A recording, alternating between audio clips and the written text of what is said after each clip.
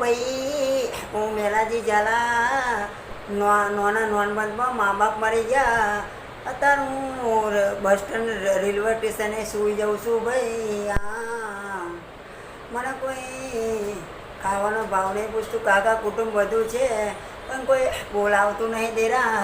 એટલે કોઈ કદી હિંમત નહીં કરવાનું. માં ભાઈ બીજા બધા વનવગડાના ભલે દુઃખ આવે સુખ આવે મેલડી માનો હાથ જાલી રાખજે. સુખ આવે કે દુઃખ આવે મારી મેલડી માનો હાથ જાલી રાખજે. દુનિયામાં કોઈનું નથી.